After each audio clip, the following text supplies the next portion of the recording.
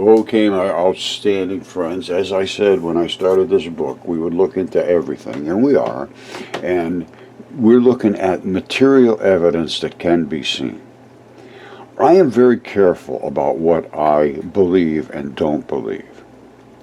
And I know 100% for fact that we had spaceships that went out and they landed on Mars with a rover, which is called Curiosity, in 2014. And that mission led to this information that we're going to discuss now. And it's still working up there 10 years later. Or 2012 maybe it went up, because I think they said they just did the 10-year. But I started right from the beginning, because it's the same stuff as my mud fossils. So let's get involved in what is literally the same as Earth stuff, but it is on Mars. And that's why we have this level of erosion. And when I show you the levels of erosion, they don't happen here on Earth. This is stuff that's on Mars. Okay, my friends, this is going to be a lot of fun. This is from Sci-Tech Daily. I get updates every day about all the different things, and they have all kinds of new source of renewable energy. Humanized yeast, scientists create yeast. NASA Curiosity rover still going 10 years now. 10 years ago. Use booze to help you snooze. New research finds that acupuncture may help ward off this and that. They have all kinds of brain stimulators, and that's what I use this for, is stimulate my brain. And this came up this morning. NASA Curiosity still going 10 years after landing. What it's learned. I followed this from the beginning, and I have a lot to, because they did not learn. That's the problem. Well, you will. Okay, this is the JPL NASA video about the mission to Mars, and this is on Sci-Tech Daily, and it's called NASA Curiosity rover turns 10. Here's what it learned. This place is great, Sci-Tech Daily. I've been getting a lot of good information from them. It's a very, very mind-expanding place. All right, here goes. The Curiosity rover set out to answer a big question. Could Mars have supported ancient life? Now we know the answer, but there's still so much more to learn. All right, this is my area. It's all about mud fossils. NASA's Curiosity rover safely explore the surface of Mars, engineers here on Earth use a nearly identical sibling named Maggie. This full-scale engineering model helps the team practice operations in the Mars yard at NASA's Jet Propulsion Laboratory.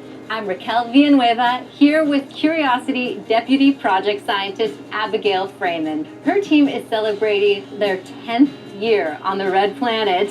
Where has the rover traveled to in the past decade? Well, we've spent the last basically 10 years Martian mountain climbing.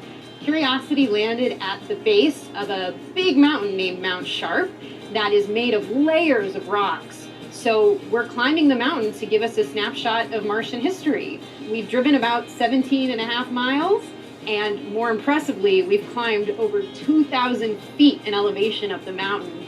We're all the way up in these hills now. It's pretty spectacular. With all that climbing, how is Curiosity doing? Pretty good, actually. You know, all of our science instruments are working just about as good as they did when we landed. We have nearly our full capabilities. The arm and the drill and the rover, they're a little bit arthritic, so we have to be a little bit gentle when we use them. And our wheels are a little bit beat up. The wheels on Maggie look great, but we have some test wheels that we've really destroyed. The wheels on the rover are somewhere between these two. You know, we just drilled our 35th sample the other week, so still doing amazing science. And how do you decide where the rover is going to go? Do you work with other NASA missions? You know, the data from the Mars orbiters have been really helpful. The spectrometers, that's the kind of instrument on Odyssey and Mars Reconnaissance Orbiter, have told us where the interesting minerals are and where the best places to go to look at changing environments are. And then in particular, the cameras on the Mars Reconnaissance Orbiter, they're so good and they're so helpful at allowing us to find the safest way that we can climb this mountain. What would you say is the biggest discovery your team has made? You know, Curiosity was sent to Mars in order to answer a really big question. Did Mars have all of the ingredients that we know life needed? And 10 years later, not only have we given that answer a definitive yes, but we've also seen that those ingredients were around for tens of millions of years. And what's next for Curiosity? We can see from orbit that we're getting to a place in the mountain that likely records a pretty dramatic change in the sorts of environments that were around. You know, the lakes that once filled Gale started to dry out, and we're getting to that period in time. So we're really interested in answering how long do these habitable environments persist as Mars and Gale Crater went through these pretty big climate changes. I just can't wait to see what's next. We've seen hints that the rocks are going to be very different very soon, and so I'm really curious what we're going to find. Well, that is an exciting new chapter for you, and congratulations on 10 years. Thanks, Abigail. Thanks.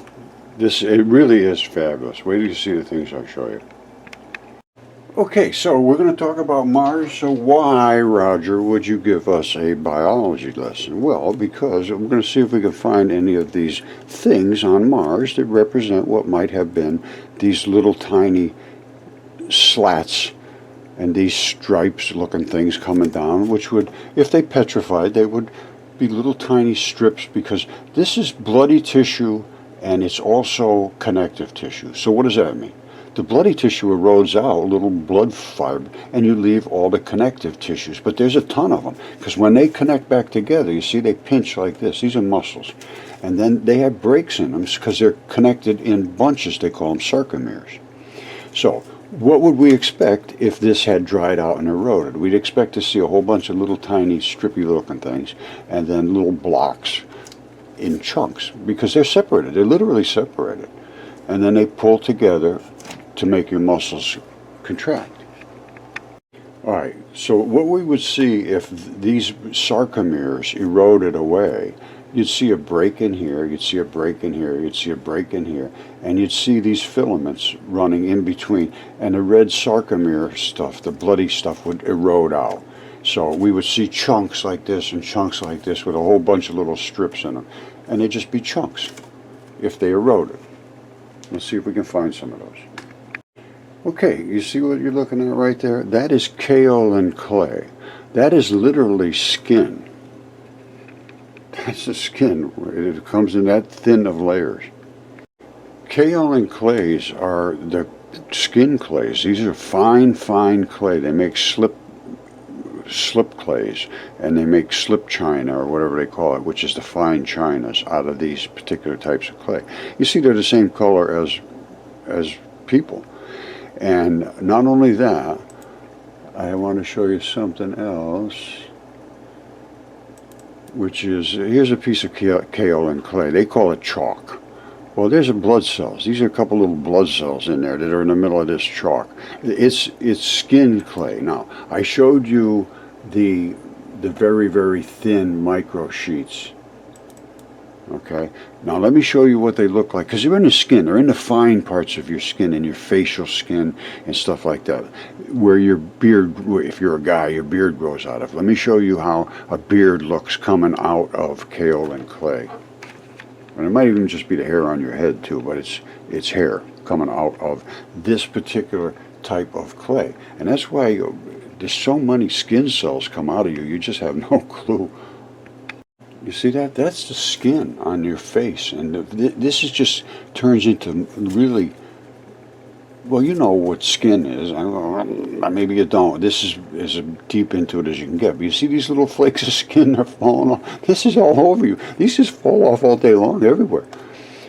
You know, it's unbelievable, but that's what the hair coming out of your face looks like, and that's kaolin clay. Now, once that turned dry and all this stuff eroded away and there was no hairs visible, you would say that was chalk. Yeah, I go along with that. But it's kaolin clay as well. You see this? Kaolin and natural chalk are made from natural clay. People eat these. They eat these kaolin edible chalk balls. And this is done all over the world, and animals do too. Parrots show up on the banks of rivers in certain places, and they just eat away at this, you know, red clays usually, and they're like pinkish looking red. but edible clay eating in New Georgia. This is all over the world. It's done, and they tell women to eat certain clays when they're pregnant in certain cultures. Okay, either you have or you will see in the biology section of the book about how intricate the biology of the body is. You see this right here? These are little layers of probably connective tissues. Now, this is what they look like, not quite so close up. This little spot right here, inside of this tissue, is this little spot right here. Right, see here? Here. Now, what is this? It's this stuff here. Well, here it just looks like stuff. Well, here's what it really is. That stuff is balls. And what are those balls? I call them interstitium balls in this case, but everything that anchors in your body is constructed of a ball and a strap. Now these, you don't see the straps, but believe me, there's straps running all through here, and they sort of anchor this in. Now that lets your body stretch and move and pull, and all of this stuff can move around. You see it? This is what's able to move, but it's anchored in by these balls. So it will always come back to, after you move your arm around everything, it comes back to where it's supposed to be. That's just the way it works. And those balls are of the utmost significance, as you will see. Now, you saw those balls in that anatomical shot. This is a picture of what it really, what you would see if you could see it in its different colors and all that. Well, there's always a layer to your skin, to your intestinal walls, to the coating of your lungs and your heart and your arteries and your veins and your liver and your kidneys and every single part of you that's separated from any other part of you. So tendons are separated from muscles. They have one of these layers in here, and they call it mucosa. It's a really like a little membrane. Now, these are those balls. You see these balls? They are tough as hell. They don't erode. All of this stuff is wet and floppy. See, fluid-filled spaces, that just turns into dust with this reddish clay, which is this gooey stuff, which is collagen. And it pulls and it does this. Now, collagen also has another interesting characteristic to it. It binds with aluminum silicates. All right, the collagen itself, in the correct environment, which is a hot, salt waters, the collagen itself will change and become feldspar. And it's because of all the chemistry that's in this bodies. You take a whole body and boil it and let it preserve in the mud fossil manner, you would end up with the same things that you have in mud fossils. And so the outside surface, the collagens, just like my friend here, Caesar the goose, the outside of him is collagen. It's the same as this here, even though it's feathers. Doesn't matter. Whatever touches the outside environment or the mucosa, this is collagens. And when they get preserved in this manner, that particular layer, that layer right there, turns into this feldspar. And feldspar is what they call it. Oh, that's river rock, that's just feldspar. They'll always say that, oh, it's just feldspar. Ah, it's just feldspar, just feldspar. I hear this all the time. No, it's not. That is collagen, which has always, feldspar includes aluminum silicates. That's what I was going to call this fascia-facilitated fossilization, which it really is. Because the fascia, which this is fascia, this whole thing is what they would consider fascia. Skin is fascia. Anything that is the outside coating is fascia.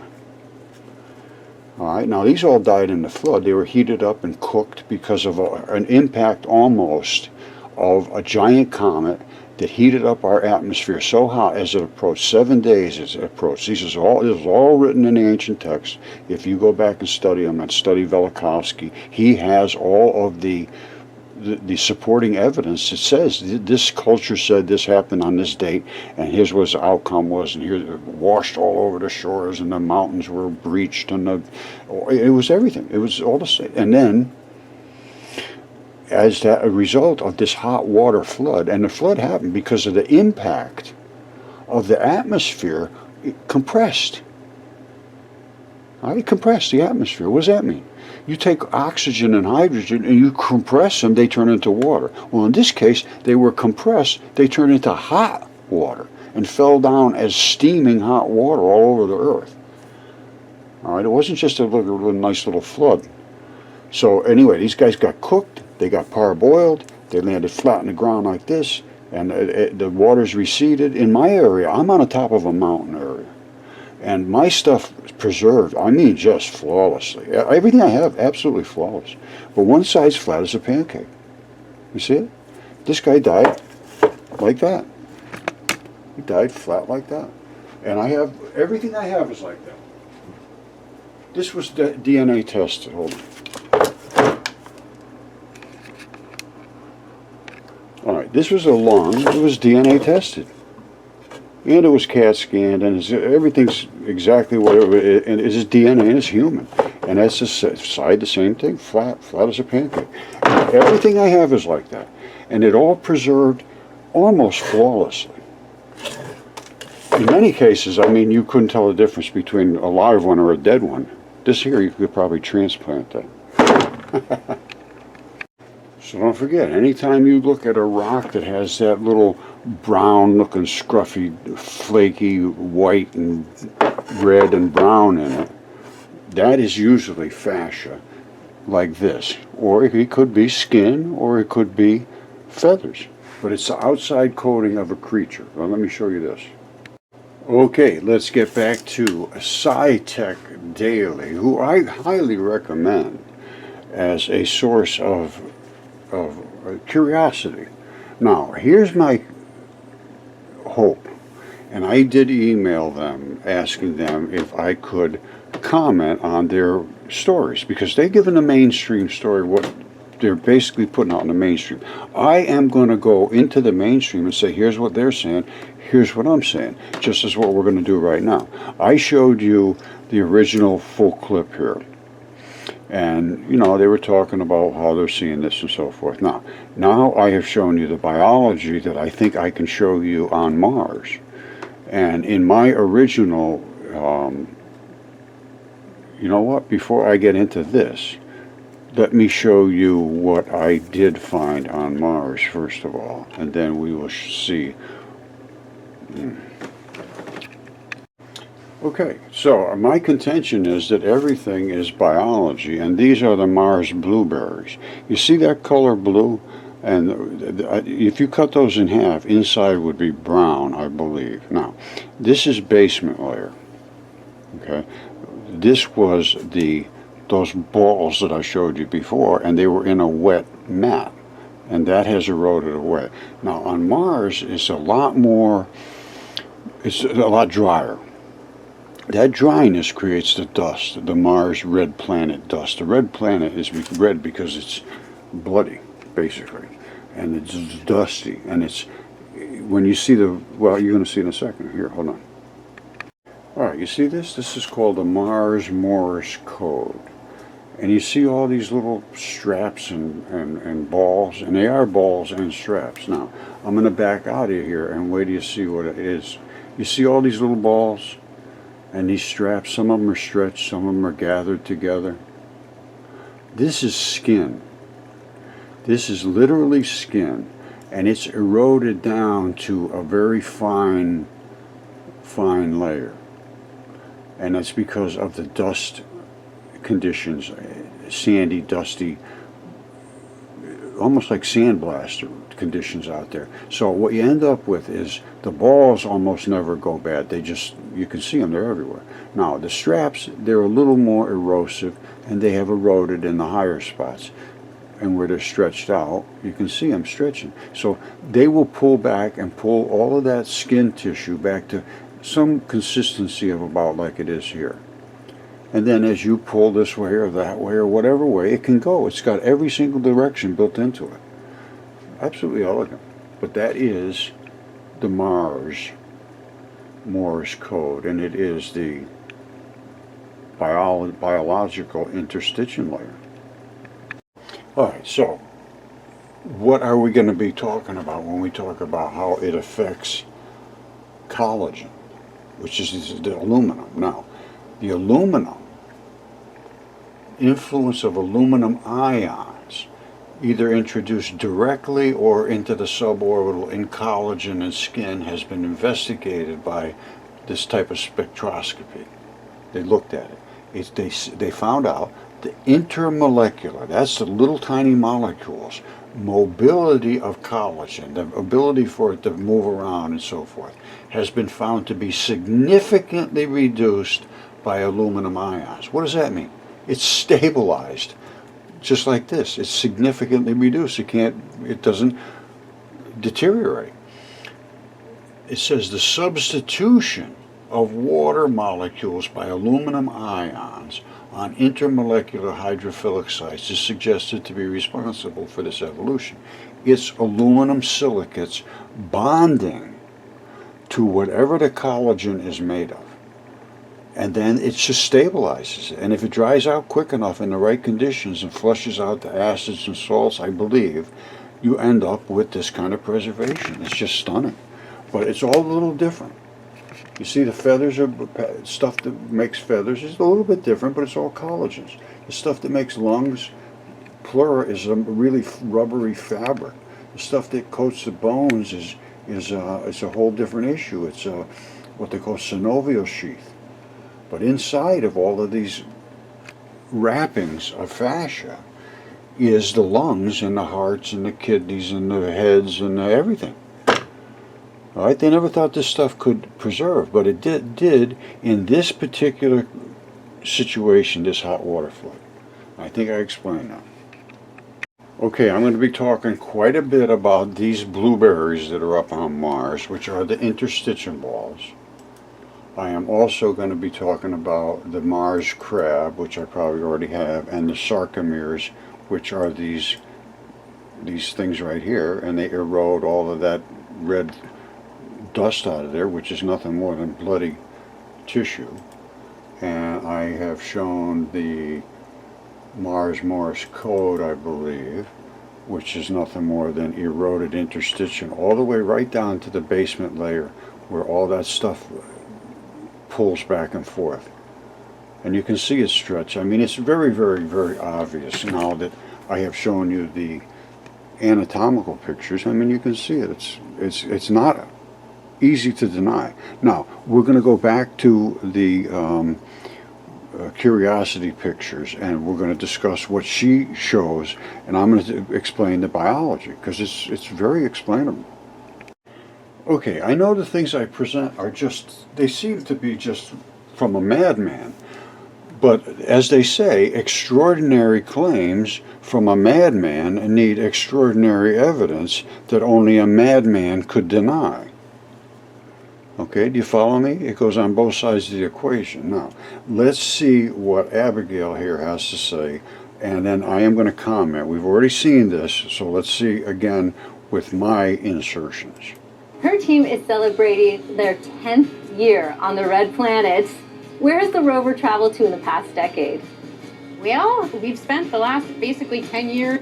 All right, what I want you to start looking at is all the red dust is basically blood cells. What you're looking at here is all of these fine little striations are the connective tissues that are inside of muscles. I mean, I showed you the sarcomeres. Now, we'll be seeing them in pretty good detail, I hope. I can't remember, but I remember seeing a bunch of things I can explain. And I will cut to my pictures of them and try to explain them in a good way. Here's Martian mountain climbing. Curiosity landed at the base of a big mountain named Mount Sharp that is made of layers of rocks. All right, you see when she says layers of rock, I'm going to show you some of what she should be showing soon. It's transitioning right now. So we're climbing the mountain to give us a snapshot of Martian history. We've driven about 17.5 miles, and more impressively, we've climbed over 2,000 feet in elevation up the mountain. We're all the way up in these hills now. It's pretty spectacular. With all that climbing, how is Curiosity doing? Pretty good, actually. All of our science instruments are working just about as good as they did when we landed. You see these little stripes here? That wasn't made by these wheels or anything. That's tendinous material. They have those little stripes in We it. have nearly our full capabilities. The arm and the drill and the rover, they're a little bit arthritic, so we have to be a little bit gentle when we use them. And our wheels are a little bit beat up. The wheels on Maggie look great, but we have some test wheels that we've really destroyed. The wheels on the rover are somewhere between these two. All right, what I want you to look at here. Remember I showed you all the little interstitium balls? That's these here. All right. Now, what are we looking at here? They're drilling. I can tell you what this is. That's the kaolin clay, because that's where these things sit. See all these little balls? And if you look real close at them, you can see little tiny dots on them. That's where the straps are broken off. They're ripped off. There's still some you can see. There's some with straps still running here and there, but they're all over the place. These are the balls. And again, they pinch here and they stretch there. They drilled into there to see what it is, and I know exactly what it is. It's kaolin clays. And kaolin clays, I have the spectroscopy that tells what's in the kaolin clay, and primarily is, well, anyway, we'll get to that later. Hold on, here goes. We just drilled our 35th sample the other week. So I would love to get the analysis of what is in there. How much carbon, how much iron, because I'm going to tell you there's going to be a ton of iron, and then there's going to be all the little bits and pieces of the same thing that's in blood, basically, and the same thing that's in flesh. we're still doing amazing science. And how do you decide where the rover is going to go? Do you work with other NASA missions? The data from the Mars orbiters have been really helpful. The spectrometers, that's the kind of instrument on Odyssey and Mars Reconnaissance Orbiter, have told us where the interesting minerals are and where the best places to go to look at changing environments are. And then in particular, the cameras on the Mars Reconnaissance Orbiter, they're so good. And they're so... The cameras are absolutely stunning, how perfect the pictures are. And I understand the erosion of biology, which is what you're seeing here. so helpful at allowing us to find the safest way that we can climb this mountain. What would you say is the biggest discovery your team has made? Curiosity was sent to Mars in order to answer a really big question. Did Mars have all of the ingredients that we know? All right, well, I can just tell you right now, you've discovered that Mars is nothing more than exactly like Earth, and it is nothing more than gigantic, gigantic, gigantic creatures that created our geology. Life needed. And 10 years later, not only have we get... You see that? You remember all the little bits and pieces of kaolin clay? Let me just show you one more time so we don't get confused. You see that? That's kaolin clay. It's a kaolin. They call it different names. I call it kaolin. But this is it. These little things are what we're seeing up there on Mars. You see that? It's exactly what we're seeing on Mars. Now that is skin. That's the slip skin in your facial areas and so forth. It's a fine skin, kaolin clays. Okay, remember this again. That's the microscopic shot of kaolin clay as it all in your skin, in the facial area, I think, of a person who has a beard. And this is it. But look at how much all these flakes flake off of here. That's what's going off, and that erodes off of Mars. And then you get down to where you have the blueberries that are right underneath here, because that keeps your skin from going and coming back. And then you get all the other characteristics that I showed. I don't want to beat a dead planet, but if you've seen what I have just shown you, every single thing I've shown you, I can give you 100% evidence that it relates to biology, and the chemistry is what would be in that biology, which is ferrous oxides, red blood, and so forth. The anatomy that's in this biology, which is in this geology, is all the ologies put together mean it's life. Now let me show you why there's so much different. They're going into a sulfate area. Well, where would that be? All right, the reason you find all different chemistry around the world and on Mars and everywhere is because of these different organ systems. every one of these different organ systems contributes a different type of enzyme. Not only does it contribute enzymes, it is protected by bacteria that contribute enzymes to it, to protect it from invasion. And those enzymes have to be designed to work within the salts or whatever chemistry it's in, salts, acids, all the nastiness coming through your colons and your intestines and your stomach and your small intestines, and everything has a job. You have all kinds of secretions coming from here, and a secretion is nothing more than a set of biology, and that biology does a job, and that job is to support the life. And what does the biology do? Well, it might break down food, it might fight invaders, it might add to the bone mass, or it might work on all kinds of things. But this is where all of the action happens, and this is the reason they're looking like they're going to the sulfate range. Now, I'm going to have to look in and see which organ contributes possibly sulfates, or sulfur. So it's probably into the liver area or something like that. I don't know. Who knows? This is stuff that I find it fascinating, that it should be investigated, because for what it is. If you want to walk around in circles because it's just too scary, and that's the case right now, it's too scary for people. It's this is all reality, and it's just too damn scary. And I understand that, but I don't want to walk around being just have a nice day, and not really pay attention to reality. That's just not my life. I can't do it. All right, let me just show you something, the difference between Mars and what would happen on Earth. Now remember this layer right here, there's a big artery coming out here that's feeding this. And there would be a whole batch of red blood in this area. As you can see over here, you see there's going to be layers of red blood. All right, let me just let you understand how mud fossils form. They were in the hot water flood, soaked for a very long time. Some of them were way down in the mud forever. Some of them were way up and dried out. Mine were somewhere where they were stabilized, and then they dried out absolutely flawlessly. As I showed you my buddy Caesar Augustus here. There's this feather pattern. I mean, everything just was absolutely flawless. So it depends on where you are, what kind of a result you're going to have. However, this is the takeaway. Clay is mud and mudstone. Well, what is clay? Clay is the kaolin clays. It's the skin. It's the tissues. It's the muscle fibers. And it erodes because it's just fleshy and gooey. Now, then you get into slightly calcareous and mudstones, which is, you're down somewhere into the interstitium in that area. And then you get a little more gnarly. And then you get a little more gnarly, marl stone, they call it marl. A marl is your organs and so forth. And then you get more towards your bones and marl, and then limestone, your tendons and so forth, which is tougher and tougher and tougher. And by the time you're up at the top, you're calcium carbonates, which is limestone. Tendons are tougher than hell. That's what Devil's Tower is nothing more than limestone. And because that's the toughest stuff there is almost. Tendons are tough. And this down here is your fleshy stuff. That's how it works. Now, let me show you more about this. Alright, this is a spectral analysis of these different types of stones. There's just sandstone, mudstone, limestone.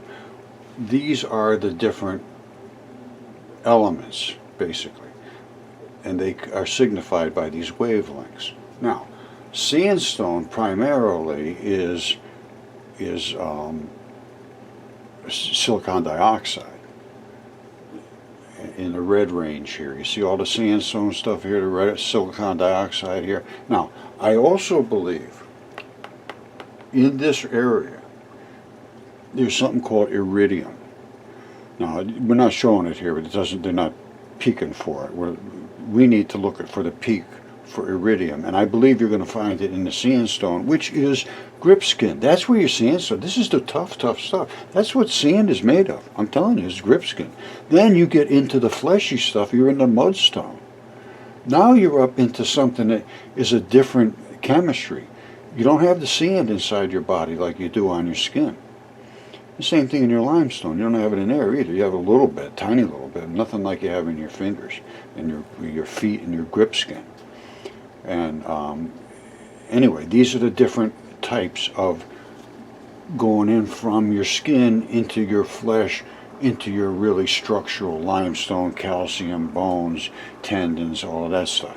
And you can see all kind of different chemistry peaks.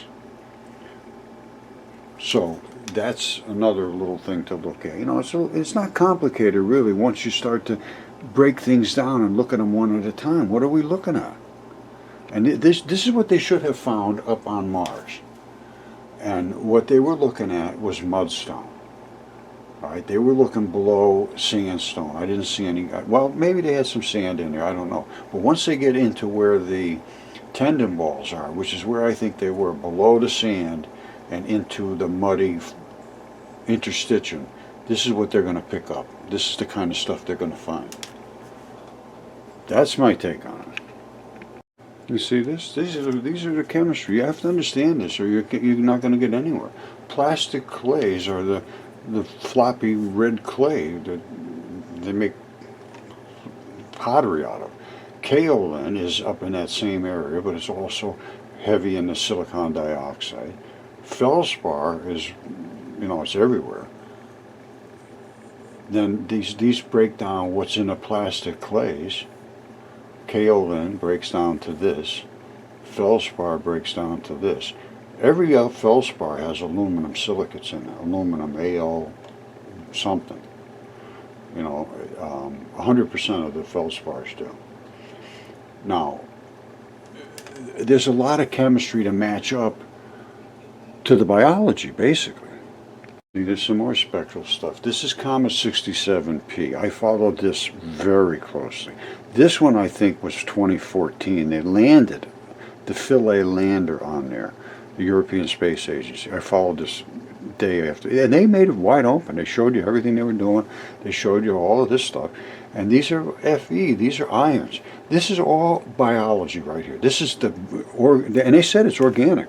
They can't account for it. It's organic, and I can see the biology of it too, and you will too. If you know, we can see it. It's a tendon enthesis.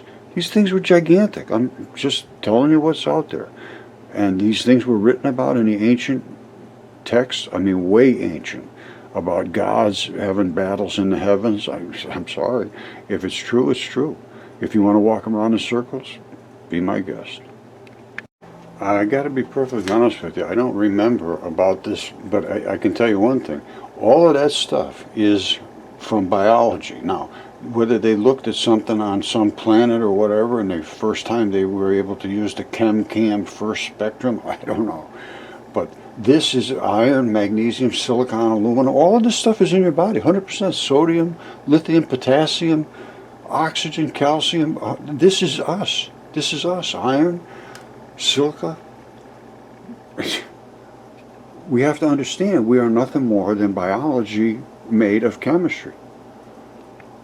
Alright, here's something else you have to start to understand according to electron flood theory.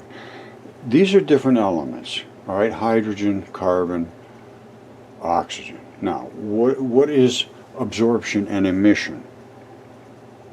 All right, absorption is when you shine light on there in all of these different frequencies, it will absorb these frequencies.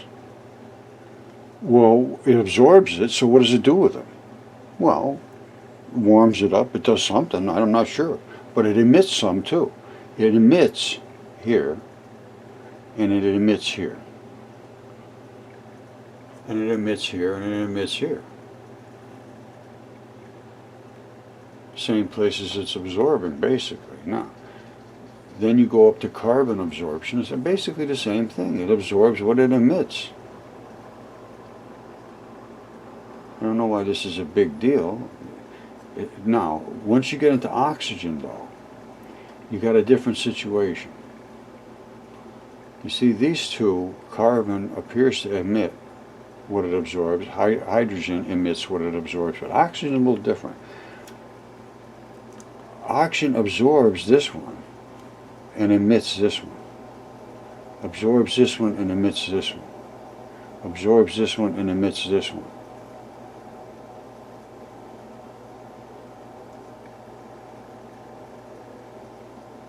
Or does it?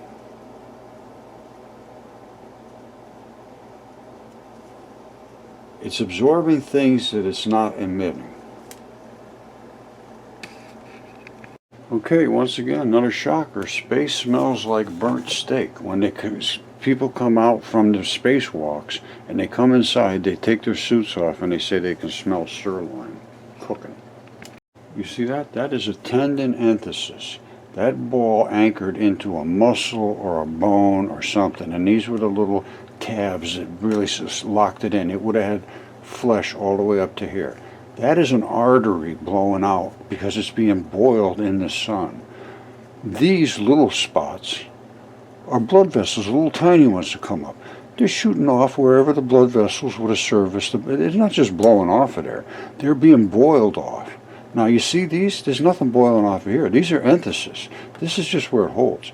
This is where you have all the bloody stuff that's boiling off, and that's why space smells like steak. These are all blood vessels. This was an enthesis. These are the little anchors around the enthesis ball, and that's the stalk that came up. Okay, that, my friends, is Oumuamua. It's a comet. Avi Loeb testified in front of, I think it was Congress or somewhere, about it could be a alien spaceship. Well, I tried to contact the Avi Loeb, of course, never got any response, but this is not a spaceship, or it could be, but it was at one time a finger. All right, you say, oh, Roger, you're crazy. No, I'm not. Take a second and look. You see this right here? That is grip skin. That's the same grip skin I showed you on my mud fossils, and it is a tough, tough skin.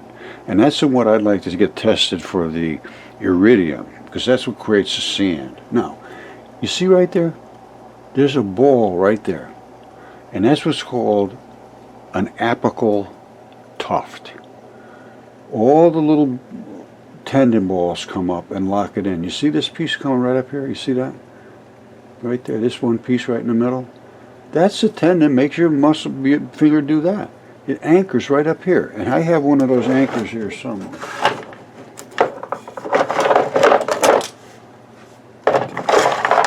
I do have one. I know I have it. It's around here, but I can't find it right now. Anyway, they are, hold on.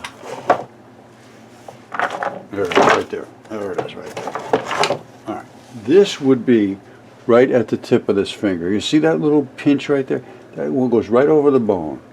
And these balls would have been all over this thing. And every ball connected to another little tiny wire coming down. And then one big flat tendon strap came up.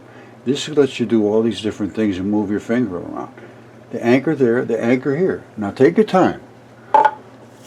Take your time. You see that flap coming down? That's a strap. It wraps right around here, right in the crook of your finger. That strap comes up, this strap comes down. This right here is right at your knuckle. That's your knuckle. The finger's here, this is your knuckle. That black is more than likely a vein. This side is more than likely the artery. All right, one's one and one's the other. Let's go with that. And you can see this black is coming up here, black is coming up here, the black is coming up over here.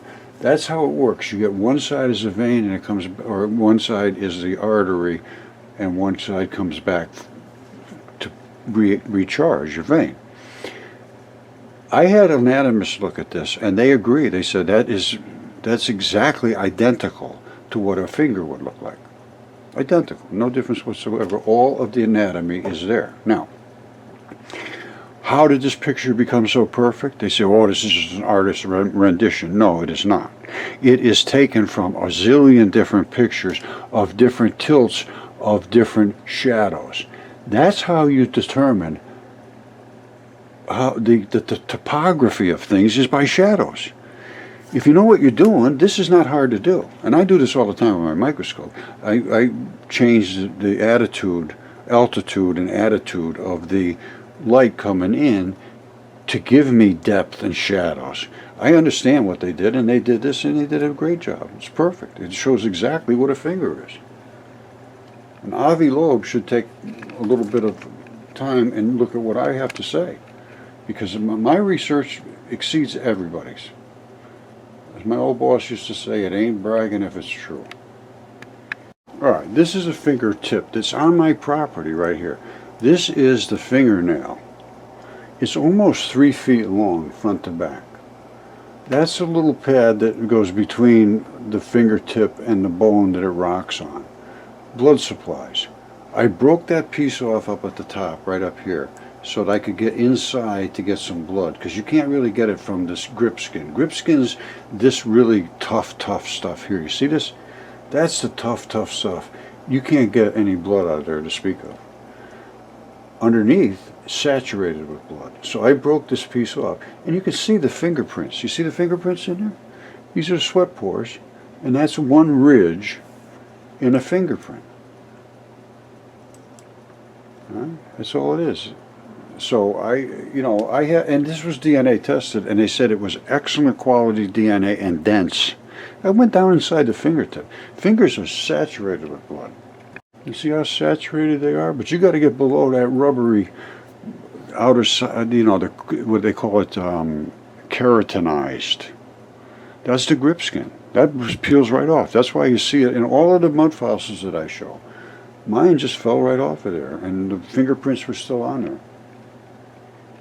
Once you get inside, you just got tons of blood. All right, I noticed when they split open these Moki marbles, there's two. They could be blood or they're just deep anchors. All right, these are those Moki marbles, and they have an exterior. I'm not exactly sure what that mineral is, but it looks like hematite or something, some metal infused with silicates, I'm sure. Now these two are the spots I'm talking about. Now, are they blood vessels? I think they very well might be, because they have that look to them to me. You see them right up there, nice and close together?